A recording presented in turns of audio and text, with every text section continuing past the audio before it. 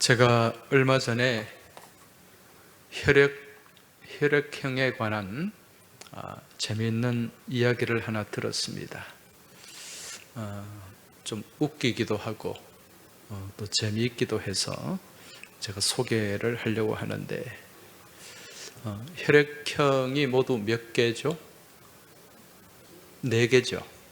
A형이 있고 B형이 있고 C형은 없고 O형이 있습니다. 그리고 AB형이 있습니다. 혹시 A형이신 분 손 한번 들어보세요. A형이 많으시네요. A형은 소세지라고 합니다. A형은 소세지. 뭘까요? 소심하고 세심하고 지랄 맞다.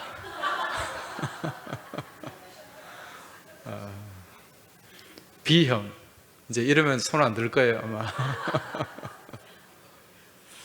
B형은 무엇인가? 오이지라고 합니다.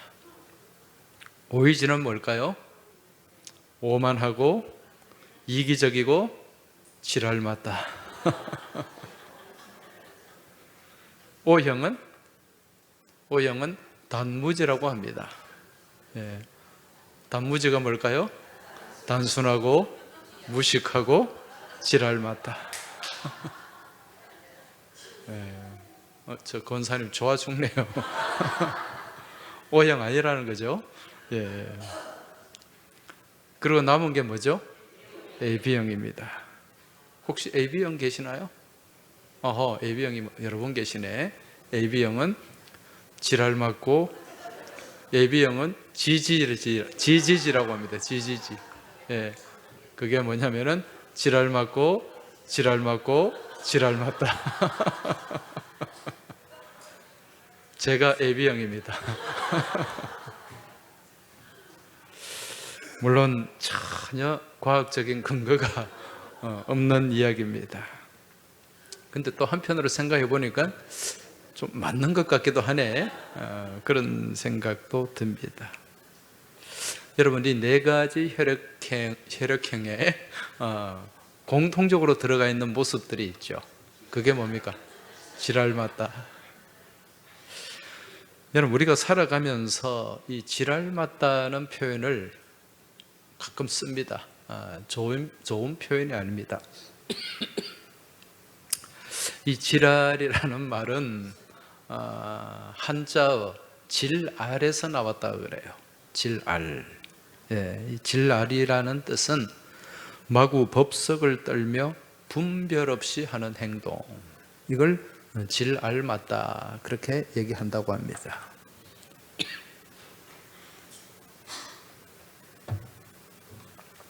자, 사람들이 살아가는 모습을 보면은요, 너나 할 것 없이 이런 좀 지랄맞은 그런 모습들이 있어요. 겉으로 보기에는 교양도 있고 또 점잖아 보이는 그런 사람일지라도, 또 한편으로 또 보이지 않는 부분에 그러한 모습들이 있다는 거죠. 왜 그럴까요? 사람은 누구도 완벽한 사람이 없기 때문에 그렇다는 것입니다. 오늘 우리가 읽은 이 말씀을 보면 왜 우리 안에 이처럼 지랄 같은 모습이 있는지, 여기에 대해서 설명을 해주는 구절이 나오고 있습니다. 오늘 본문 5절을 한번 보시기 바랍니다. 5절을 보시면, 내가 죄악 중에서 출생하였으며 어머니가 죄 중에서 나를 잉태하였나이다, 이렇게 고백하고 있습니다. 무엇 가운데 출생을 했다고 얘기합니까? 죄악 가운데, 죄 가운데 출생을 했다. 우리 어머니가 나를 죄 중에서 잉태를 했다. 그래서 사도 바울은 에베소서 말씀에서 우리의 존재는 본질상 진노의 자식이다, 그렇게 얘기를 하는 것입니다. 다 우리 안에 죄성이 다 깔려 있다는 것입니다. 자, 오늘 우리가 읽은 시편 51편 말씀은 이스라엘 왕 다윗이 기록한 말씀입니다.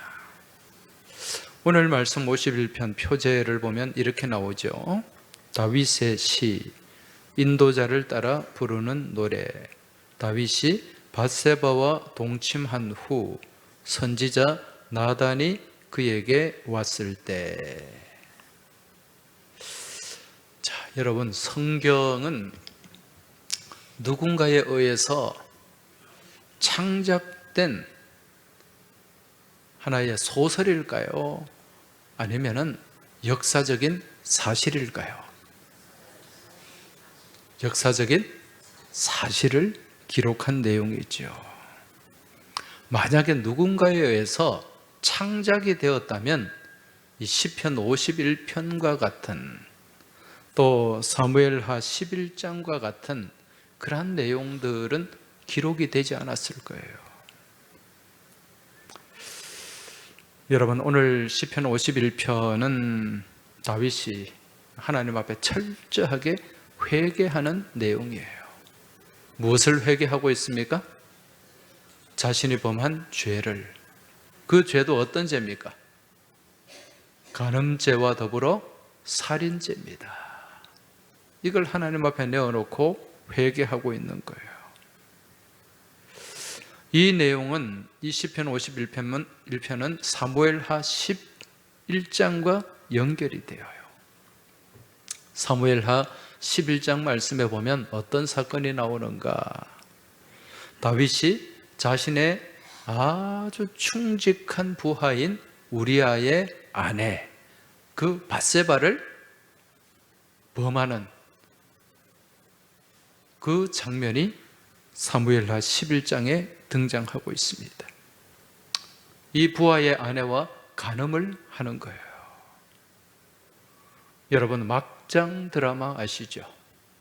막장 드라마, 요즘 세간에 방영되는 드라마 중에 막장 드라마들이 많이 있습니다. 그 막장 드라마를 보면 출생의 비밀, 그리고 온갖 불륜과 폐륜이 등장합니다. 이 성경에 등장하는 이 사무엘하 11장 말씀, 이 11장의 내용들은 속칭 막장 드라마입니다. 이뿐만 아니에요. 사무엘하 16장에도 막장 드라마가 나옵니다. 자신의 그 충직한 부하를 전쟁터에 내보내가지고 죽게 하고, 그 자신의 그 죄를 가리기 위해서 그런 살인을 범하는 거예요. 그 죄가 무슨 죄였습니까? 간음죄였습니다. 부하의 아내를 범하는 간음죄였어요. 그리고 사무엘하 16장에 보면은 다윗의 아들 중에 가장 잘생긴 압살롬이라는 아들이 있습니다.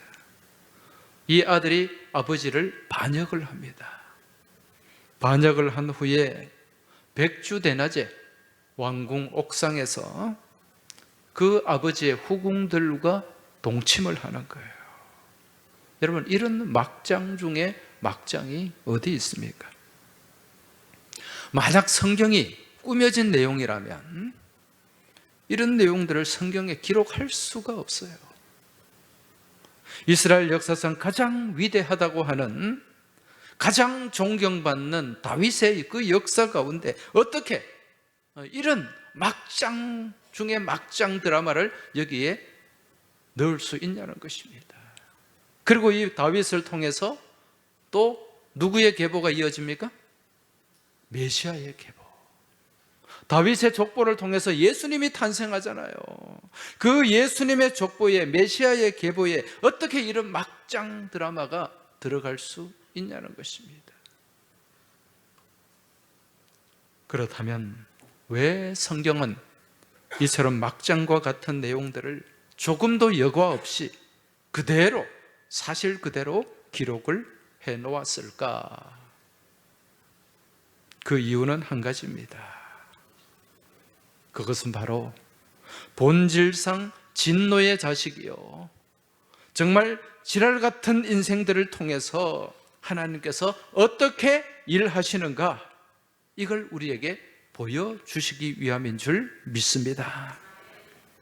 다시 말해서 살아계신 하나님께서 역사하시면 이런 막장 같은 인생도 얼마나 복되고 아름답고 또한 얼마나 귀하게 쓰임받을 수 있는가, 얼마나 위대해질 수 있는가, 이걸 우리에게 보여주시기 위함이라는 것입니다.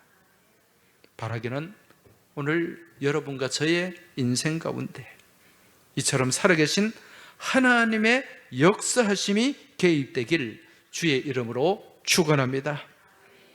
그리하여 우리 하나님의 일하심과 다스리심을 통하여 죄악 중에 출생한 우리 인생 가운데 하나님의 놀라운 역사와 놀라운 일들이 펼쳐지길 주의 이름으로 축복합니다. 여러분, 우리가 신앙생활을 하면서 항상 직면하는 게 있어요. 그게 무엇인가? 이게 신앙의 굴곡입니다. 신앙생활이 항상 순탄하게 평평하게 가는 것도 아니고 또 항상 상승 곡선을 그어 나가는 것도 아닙니다. 신앙에는 무엇이 있다? 굴곡이 있다는 거예요. 다르게 말씀드리면 이 신앙생활의 컨디션이 너무 좋을 때가 있어요. 정말 기쁨이 넘치고 감사가 넘치고 은혜가 넘치는 그러한 때가 있는가 하면 또 이게 완전히 다운돼 버리는 그러한 때가 있다는 거죠. 그렇게 다운돼서 다시 올라오면 괜찮은데 그대로 가라앉아 버리는 그런 경우도 참 많이 있습니다. 여러분, 믿음이 좋을 때는요, 모든 것이, 이 신앙생활의 모든 것이 행복합니다. 예배 드리는 것도 행복해요. 주일이 막 기다려집니다. 주일을 기다리다가 지쳐서 수요일도 기다립니다. 그리고 예배 드리는 그 시간이 얼마나 기쁘고 감사하고 행복한지 몰라요. 예배뿐만 아니라 성경 공부하는 것도 기쁘고 말씀 읽는 것도 기쁘고 교회에서 봉사하고 전도하고 교제하는 것도 기뻐요.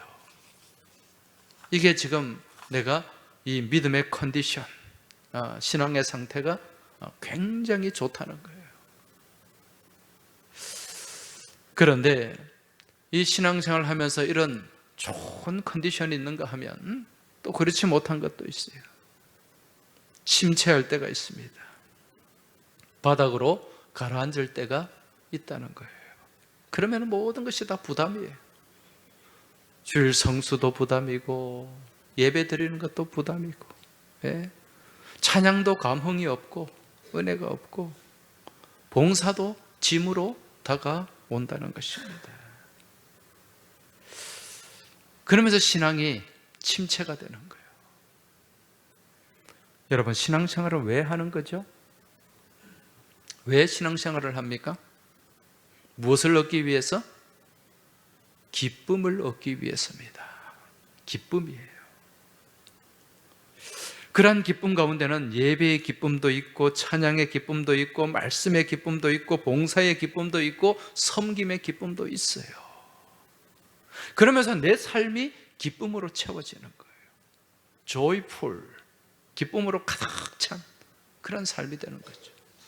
그러면 누구도 그 삶을 무너뜨릴 수가 없습니다.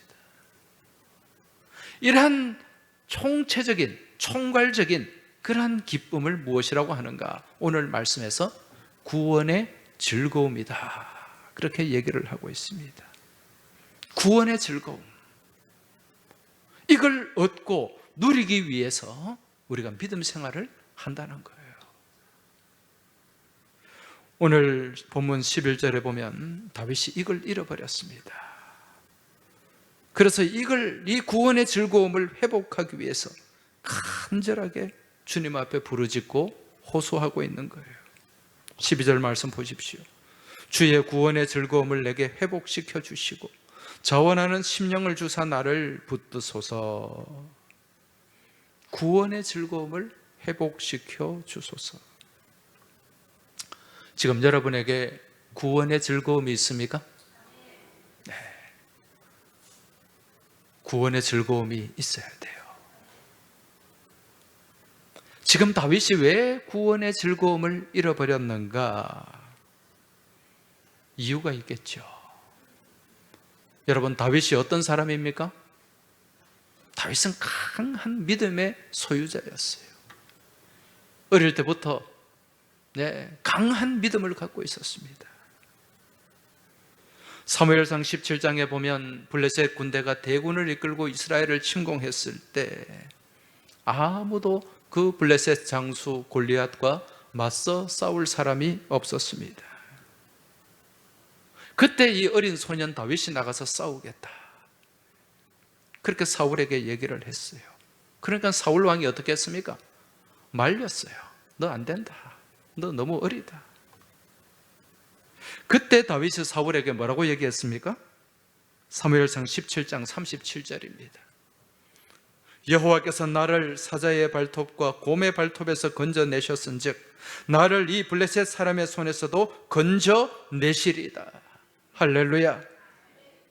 사자의 발톱, 곰의 발톱 가운데서도 나를 건져내시고 지켜주셨다. 그러한 하나님이 이 블레셋 군대 이들과의 싸움에서도 나를 지켜주실 것이다. 무엇입니까? 믿음입니다. 강한 믿음이에요. 그러자 이 말을 듣고 사울이 도저히 말릴 수 없겠다, 그런 생각에 자신의 칼을 주고 자신의 갑옷을 입히고 투구를 씌워 주었습니다. 그러니까 다윗이 어떻게 합니까? 그거 다 벗어버렸어요. 이거 필요 없다는 거예요. 거추장스럽다는 거예요. 그리고 자기가 사용하는 막대기와 물맷돌을 들고 나갑니다. 그리고 골리앗 앞에 섰어요. 골리앗한테 뭐라고 얘기합니까? 너는 칼과 창과 단창으로 내게 나오거니와 나는 만군의 여호와의 이름 곧 네가 모욕하는 이스라엘 군대의 하나님의 이름으로 내게 나아가노라. 할렐루야. 누구의 이름으로 나아간다고요? 하나님의 이름으로. 네가 모욕하는 하나님의 이름, 내가 그 모욕을 참을 수 없다는 거예요. 그래서 내가 너와 맞서겠다. 믿음입니다. 그 믿음으로 골리앗을 쓰러뜨렸어요. 이러한 살아있는 기계 있는 믿음의 소유자가 바로 다윗이었고, 그러한 믿음으로 무장되어서 그 골리앗과의 싸움에서 승리할 수 있었던 것입니다. 그런데 지금 다윗의 상태가 어떠한가? 완전히 바닥으로 가라앉아 있습니다. 왜 이렇게 되었을까요? 문제는 한 가지예요. 관계입니다. 관계. 지금 관계가 지금 무너진 거예요. 여러분, 누구와의 관계일까요? 하나님과의 관계입니다. 여러분, 우리가 믿음 생활을 하면서 정말 중요한 요소, 그것이 무엇인가? 관계입니다. 믿음의 관계, 이건 십자가의 관계라고 할 수가 있어요. 우리가 믿음 생활을 하면서 십자가의 관계가 이루어져야 됩니다. 여러분, 십자가의 관계가 무슨 관계입니까? 십자가는 수직적인 관계가 있죠. 누구와의 관계입니까? 하나님과의 관계예요. 또 십자가는 수평 가로막대가 있습니다. 누구와의 관계예요? 이웃과 사람들과의 관계예요. 어떤 사람들은 믿음 생활을 하면서 하나님과의 관계만 좋으면 되지, 사람들과의 관계는 별로 상관없다, 그렇게 생각하는 분이 있어요. 이거 굉장히 위험한 생각입니다. 하나님과의 관계는 관계만 바라보고 사람들과의 관계를 완전히 무시하고 사람들과의 관계가 황폐해지게 되면 여러분, 그 신앙은 외골수 신앙이 되고 결국 하나님과의 관계도 건강해질 수가 없어요. 왜? 공동체 생활이 안 되니까. 여러분, 교회 안에서 하나님만 바라보면 돼. 그리고 사람들과의 관계를 완전히 무시해버리고 그 관계가 엉망진창이 된다면 여러분, 제대로 된 믿음 생활이 가능하겠습니까? 그런 사람은 산속으로 들어가야죠. 그런데 자주 말씀드리지만은 믿음 생활은요, 공동체가 함께 어우러서 나아갈 때 그 안에서 성령의 불이 붙게 되고 또 성령의 은혜와 능력을 경험하게 되는 줄 믿으시기 바랍니다. 혼자서는 신앙생활을 할 수가 없어요. 예. 무슨 기독교가 수도생활하는 그런 종교입니까? 아닙니다. 또 어떤 사람은요, 사람들과의 관계가 참 좋은데 하나님과의 관계는 별로예요. 무슨 얘기인가? 사람들과 친교는 잘해요. 교회 와서 잘 어울려요. 그런데 가만히 보면 말하는 거나 생각하는 거나 행동하는 거나 보면 믿음이 없어. 하나님을 향한 믿음이 없다는 거예요. 여러분, 이렇게 되면 이건 신앙생활, 믿음생활이 아니고 교회 나오는 게 무슨 계모임, 동호회, 친교 모임 그 정도 그 이하도 아니에요. 건강한 신앙생활은 바로 십자가의 관계, 이 관계가 우리 삶 가운데 자리 잡아야 되는 줄 믿으시기 바랍니다. 그래서 수직적으로 누구와의 관계? 하나님과의 관계. 수평적으로 이웃들과의 관계가 건강해야 된다는 것입니다. 이게 십자가 신앙이에요. 그럼 이러한 건강한 신앙을 지켜나가기 위해서는 어떻게 해야 되는가? 내가 무엇을 져야 될까요? 십자가를 져야 됩니다. 사람들과의 관계가 건강해지려면 내가 십자가를 져야 돼. 십자가는 무엇입니까? 희생입니다. 섬김입니다. 남들한테 더 앞장서서 내가 희생하고 섬기는 그런 사람이 사람들과의 관계가 나빠질 수 있을까요? 아니에요. 좋아합니다. 관계가 건강해져요. 여러분, 그 공동체 안에서 섬기는 사람이 많고 희생하는 사람이 많으면 그 공동체는 건강해집니다. 우리 샬롬 찬양대 지금 여러분들이 함께 헌신하고 있습니다. 이 공동체 안에 또 어떤 분은 이 모양으로 섬기고 어떤 분은 저 모양으로 섬기고 그렇게 섬기고 또 희생하는 그런 사람이 많으면 이 샬롬 찬양대 봉사하고 싶겠어요? 쉽지 않겠어요? 예, 봉사하고 싶겠죠. 나오고 싶겠죠. 그런데 주변에 보니까 하나같이 인간들이 다 이기적이라. 그럼 시험 들어요. 그렇지 않습니까? 공동체가 건강해지려면 무엇을 지고 가야 된다? 십자가를 지고 가야 된다. 그 십자가를 누가 져야 돼요? 내가 져야지. 네가 져라. 십자가를 네가 지고 그래 가면 안 된다는 거죠. 내가 지는 십자가.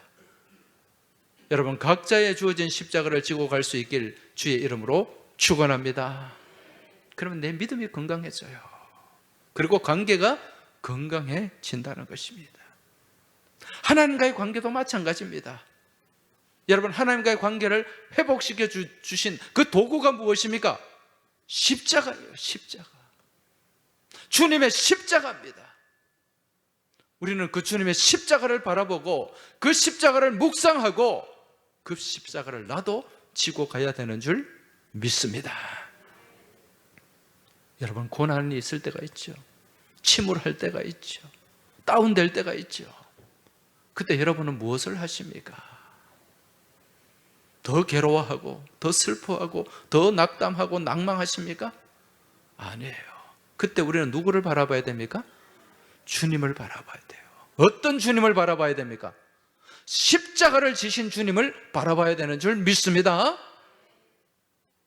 우리 주님의 그 십자가, 그 고난의 십자가, 나를 위한 십자가, 그 십자가가 죽음으로 끝난 것이 아니라 그 십자가가 부활로 승리하지 않습니까? 부활 승리를 이루는 십자가, 생명의 십자가지 않습니까? 그 십자가가 내 안에 세워져야 된다는 거예요. 그러면 그 십자가 가운데 여러분, 주님이 나를 위해서 저런 고난을 당하셨는데, 저런 아픔을 당하셨는데, 지금 내게 있는 이 고난, 이 아픔, 이건 아무것도 아니다, 이겨낼 수 있는 용기가 샘솟게 되는 줄 믿습니다. 이게 십자가의 은혜예요. 그래서 수평적, 수직적 관계가 건강해지면 그때 회복되는 것이 무엇인가? 구원의 즐거움인 줄 믿으시기 바랍니다.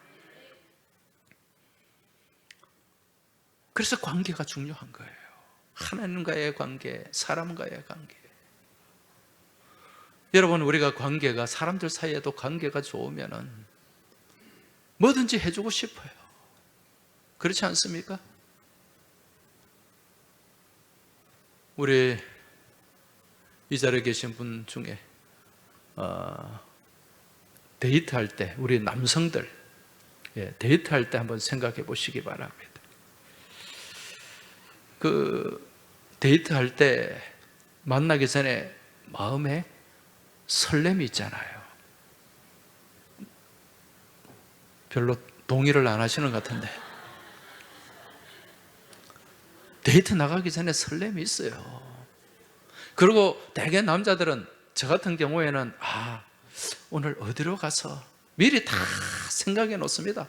어느 레스토랑에 가서, 또 어느 커피숍에 가서, 또 밥도 먹고 차도 마시고 그럽니다. 저는요, 그 데이트할 때 서울에서 대구까지 견우와 직녀가 만나듯이 그렇게 가면, 그때는 부끄러운 줄도 몰랐어요. 가다 나오는데 꽃집에 꽃이 너무 예쁜 거야. 서울에서. 그래서 그 꽃을 사가지고, 꽃집에서 꽃을 사가지고 마을버스 타고 꽃 들고, 지하철 타고 서울역 가가지고, 서울역에서 그 꽃 들고 태국까지 와가지고 그 꽃을 줬다는 거 아닙니까?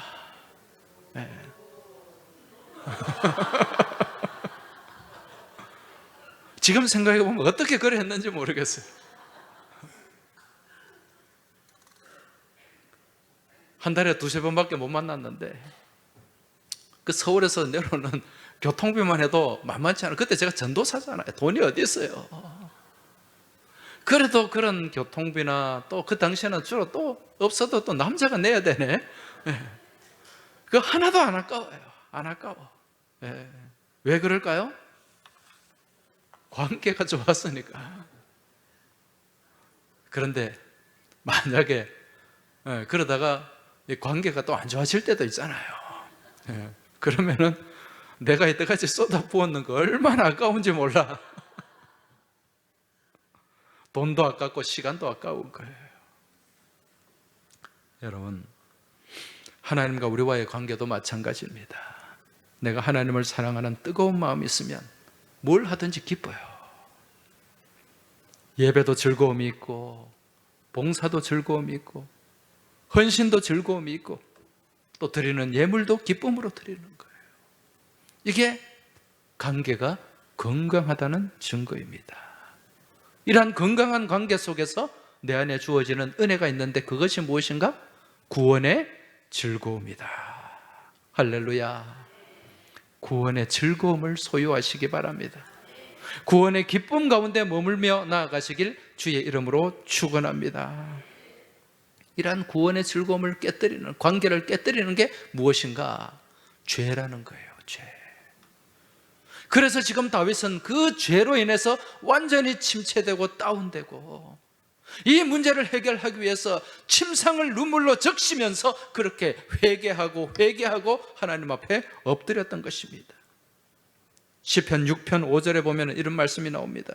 내가 탄식함으로 피곤하여 밤마다 눈물로 내 침상을 띄우며 내 요를 적시나이다.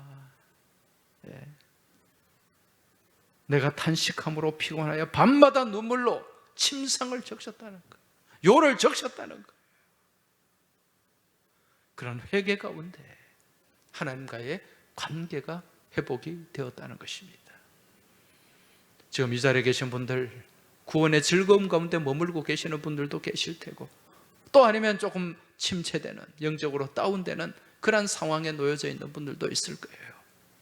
그러한 하나님과의 관계를 무너뜨리는 게 무엇인가? 여러분 보면은 죄입니다. 죄. 이게 하나님과의 관계를 멀어지게 하는 거예요. 우리의 죄로 인해서, 여러분 선악과 사건부터 그 죄로 인해서 하나님과의 관계가 멀어졌고, 또 이웃과의 관계도 그 죄 문제로 인해서, 이기심으로 인해서, 욕심으로 인해서 멀어집니다. 파괴됩니다. 이걸 회복시켜준 도구가 무엇입니까? 십자가예요. 십자가. 여러분, 주님 십자가 지고 나아가실 수 있길 바랍니다. 그 십자가 지고 희생과 섬길 수 있길 바랍니다. 그리고 하나님 앞에 그 십자가를 지고 통회하며 자복하며 엎드려 기도하는 시간을 가질 수 있길 주의 이름으로 축원합니다. 그리할 때 회복되는 은혜가 있어요. 그게 무엇이다? 구원의 즐거움이다. 여러분, 구원의 즐거움을 가지고 가야 됩니다. 신앙생활 하는 게 짐이 되고 피곤하고 이게 부담이 되면 안 돼요. 교회에 나오는 것이 기뻐야 됩니다. 예배가 기뻐야 됩니다. 찬양에 감동이 있어야 됩니다. 말씀에 은혜가 있어야 돼요. 아멘 좀 크게 하소. 네. 기쁨이 있으면 아멘도 커져요. 할렐루야. 네. 그러한 가운데 내 믿음의 능력이 나타나야 돼요. 그러면 이 구원의 기쁨과 구원의 즐거움으로 우리는 세상과 맞서 이기게 되는 줄 믿습니다. 어떤 고난이 다가와도, 어떤 환난이 다가와도 나를 그 구원의 즐거움을 뺏어낼 수가 없어요. 맞서 승리하게 되는 줄 믿으시기 바랍니다. 80년대 서울 사랑의 교회를 개척하신 고 옥하는 목사님, 이분이 쓴 책 가운데 아무도 흔들 수 없는 나의 구원이라는 책이 있습니다. 하나님께서 주시는 구원의 기쁨, 이 구원의 즐거움은 세상의 그 어떤 고난이나 환난도 빼앗을 수 없다, 그렇게 말씀합니다. 그리고 이러한 구원의 즐거움이 우리 안에 있으면 우리 안에 일어나는 게 있어요. 영적인 선순환입니다. 영혼이 잘됨 같이 범사가 잘되고 강건하게 되는 복이 우리 안에 넘쳐나게 되는 줄 믿으시기 바랍니다. 이 구원의 즐거움을 가지고 이번 한 주간 살아가실 수 있길 바랍니다. 이 구원의 즐거움 안에서 승리하실 수 있길 바랍니다. 이 구원의 즐거움 안에서 하나님께 영광 돌리는 아름답고 복된 일들이 여러분의 삶 가운데 충만하시길 주의 이름으로 축복합니다. 이제 이 시간 우리 같이 찬송하며 하나님 앞에 또 기도하며 나아가겠습니다. 주 예수 사랑 기쁨 내 마음속에 넘치네. 우리 고백하면서 찬송 드리겠습니다. 손뼉 치면서 찬송 드리겠습니다. 주 예수 사랑 기쁨 내 마음속에 주 예수 사랑 기쁨 내 마음속에 있네. 나는 기뻐요 정말 기뻐요. 주 예수 사랑 기쁨 내 맘에. 나는 기뻐요 정말 기뻐요. 주 예수 사랑 기쁨 내 맘에. 이제는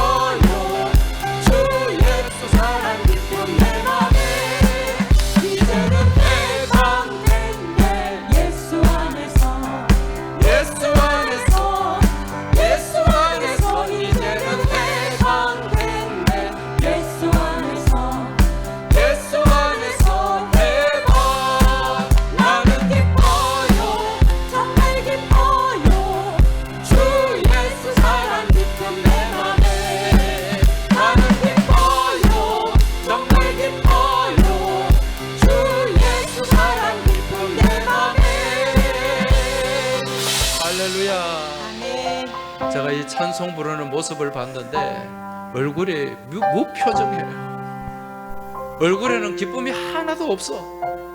근데 손뼉 치면서 하는 거예요. 여러분, 이거 아닙니다.